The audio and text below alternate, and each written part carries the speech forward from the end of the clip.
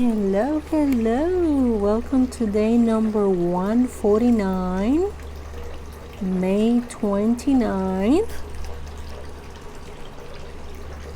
Tonight we're going to be reading from 2 Samuel 14:1 through 15:22.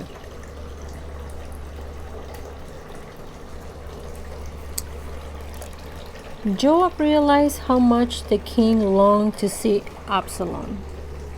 So he sent for a woman from Tekoa who had a reputation for great wisdom. He said to her, "Pretend you are in mourning. Wear mourning clothes and don't put on lotions. Act like a woman who has been mourning for the dead for a long time. Then go to the king and tell him the story I am about to tell you." Then Joab told her what to say. When the woman from Tekoa approached the king, she bowed with her face to the ground in deep respect and cried out, "O king, help me." "What's the trouble?" the king asked. "Alas, I am a widow," she replied. "My husband is dead. My 2 sons had a fight out in the field, and since no one was there to stop it, one of them was killed. Now the rest of the family is demanding, 'Let us have your son. We will execute him for murdering his brother. He doesn't deserve to inherit his family's property.' They want to extinguish the only coal I have left, and my husband's name and family will disappear from the face of the earth." "Leave it to me," the king told her. "Go home and I'll see to it that no one touches him." "Oh, thank you, my lord the king," the woman from Tekoa replied. "If you are criticized for helping me, let the blame fall on me and on my father's house, and let the king and his throne be innocent."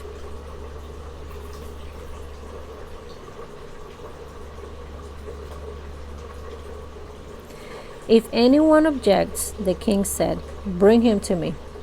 I can assure you he will never harm you again." Then she said, "Please swear to me by the Lord your God that you won't let anyone take vengeance against my son. I want no more bloodshed." "As surely as the Lord lives," he replied, "not a hair on your son's head will be disturbed." "Please allow me to ask one more thing of my lord the king," she said. "Go ahead and speak," he responded. She replied, "Why don't you do as much for the people of God as you have promised to do for me? You have convicted yourself in making this decision because you have refused to bring home your own banished son. All of us must die eventually. Our lives are like water spilled out on the ground, which cannot be gathered up again. But God does not just sweep life away. Instead, He devises ways to bring us back when we have been separated from Him. I have come to plead with my lord the king because people have threatened me. I said to myself, perhaps the king will listen to me and rescue us from those who will cut us off from the inheritance God has given us. Yes, my lord the king will give us peace of mind again. I know that you are like an angel of God in discerning good from evil. May the Lord your God be with you." "I must know one thing," the king replied, "and tell me the truth." "Yes, my lord the king," she replied. "Did Joab put you up to this?" And the woman replied, "My lord the king, how can I deny it? Nobody can hide anything from you. Yes, Joab sent me and told me what to say. He did it to place the matter before you in a different light. But you are as wise as an angel of God, and you understand everything that happens among us. So the king sent for Joab and told him, "All right, go and bring back the young man Absalom." Joab bowed with his face to the ground in deep respect and said, "At last, I know that I have gained your approval, my lord the king, for you have granted me this request." Then Joab went to Geshur and brought Absalom back to Jerusalem. But the king gave this order: "Absalom may go to his own house, but he must never come into my presence." So Absalom did not see the king. Now, Absalom was praised as the most handsome man in all Israel. He was flawless from head to foot. He cut his hair only once a year, and then only because it was so heavy. When he weighed it out, it came to 5 pounds. He had 3 sons and 1 daughter. His daughter's name was Tamar, and she was very beautiful. Absalom lived in Jerusalem for 2 years, but he never got to see the king. Then Absalom sent for Joab to ask him to intercede for him, but Joab refused to come. Absalom sent for him a second time, but again Joab refused to come. So Absalom said to his servants, "Go and set fire to Joab's barley field, the field next to mine." So they set his field on fire, as Absalom had commanded. Then Joab came to Absalom at his house and demanded, "Why did your servant set my field on fire?" And Absalom replied, "Because I wanted you to ask the king why he brought me back from Geshur if he didn't intend to see me. I might as well have stayed there. Let me see the king. If he finds me guilty of anything, then let him kill me."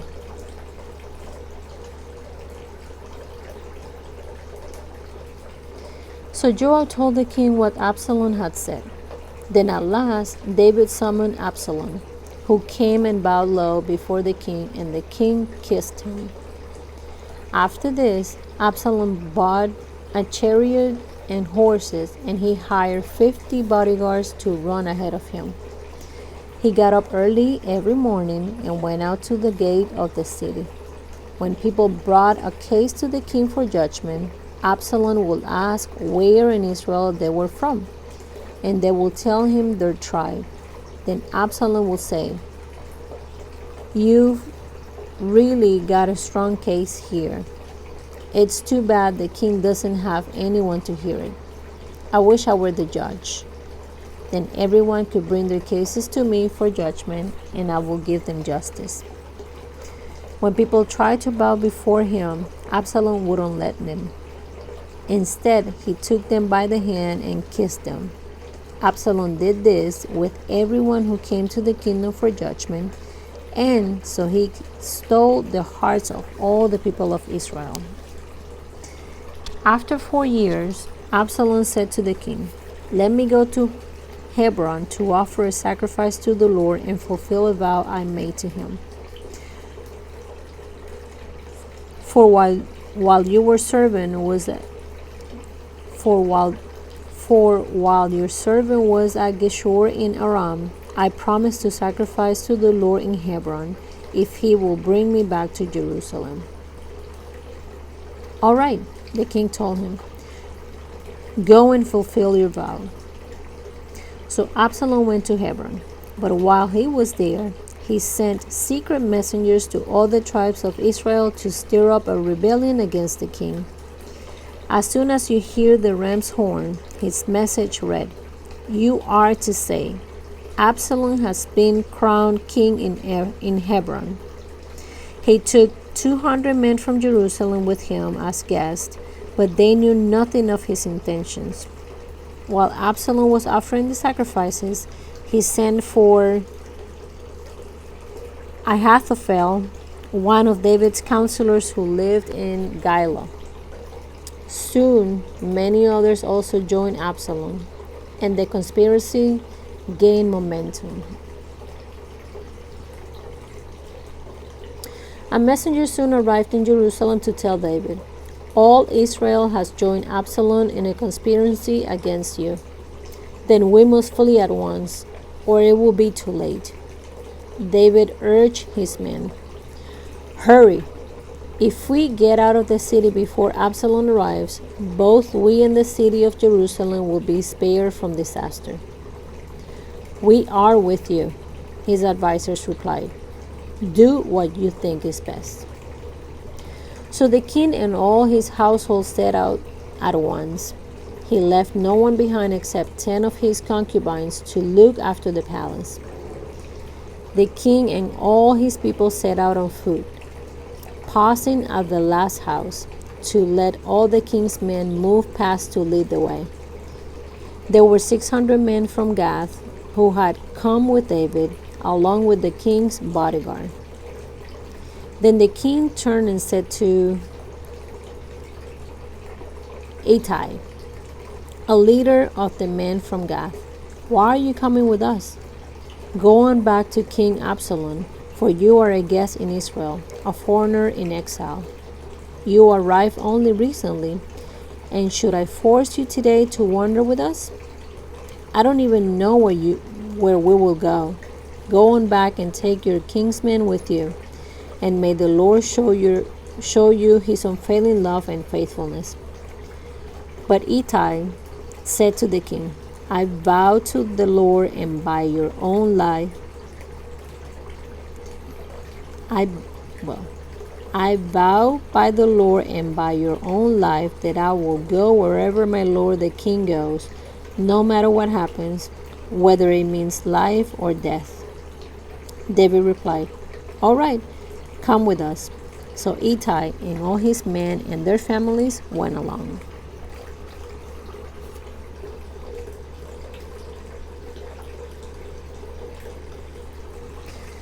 John 18, 1 through 24. After saying these things, Jesus crossed the Kidron Valley with his disciples and entered a grove of olive trees. Judas, the betrayer, knew this place because Jesus had often gone there with his disciples. The leading priests and Pharisees had given Judas a contingent of Roman soldiers and temple guards to accompany him. Now, with blazing torches, lanterns, and weapons, they arrived at the olive grove. Jesus fully realized all that was going to happen to him, so he stepped forward to meet them. "Who are you looking for?" he asked. "Jesus the Nazarene," they replied. "I am he," Jesus said. Judas, who betrayed him, was standing with them. As Jesus said, "I am he," they all drew back and fell to the ground. Once more he asked them, "Who are you looking for?" And again they replied, "Jesus the Nazarene." "I told you that I am he," Jesus said. "And since I am the one you want, let these others go." He did this to fulfill his own statement, "I did not lose a single one of those you have given me." Then Simon Peter drew a sword and slashed off the right ear of Malchus, the high priest's slave. But Jesus said to Peter, "Put your sword back into its sheath. Shall I not drink from the cup of suffering the Father has given me?" So the soldiers, their commanding officers, and the temple guards arrested Jesus and tied him up. First, they took him to Annas, since he was the father-in-law of Caiaphas, the high priest at that time. Caiaphas was the one who had told the other Jewish leaders, "It's better that one man should die for the people." Simon Peter followed Jesus, as did another of the disciples. That other disciple was acquainted with the high priest, so he was allowed to enter the high priest's courtyard with Jesus. Peter had to stay outside the gate. Then the disciple who knew the high priest spoke to the woman watching at the gate, and she let Peter in. The woman asked Peter, "You are not one of the man's disciples, are you?" "No," he said, "I am not." Because it was cold, the household servants and the guards had made a charcoal fire. They stood around it, warming themselves, and Peter stood with them, warming himself. Inside, the high priest began asking Jesus about his followers and what he had been teaching them. Jesus replied, "Everyone knows what I teach. I have preached regularly in the synagogues and the temple where the people gather. I have not spoken in secret. Why are you asking me this question? Ask those who heard me. They know what I said." Then one of the temple guards standing nearby slapped Jesus across the face. "Is that the way to answer the high priest?" he demanded. Jesus replied, "If I said anything wrong, you must prove it. But if I am speaking the truth, why are you beating me?" Then Annas bound Jesus and sent him to Caiaphas, the high priest.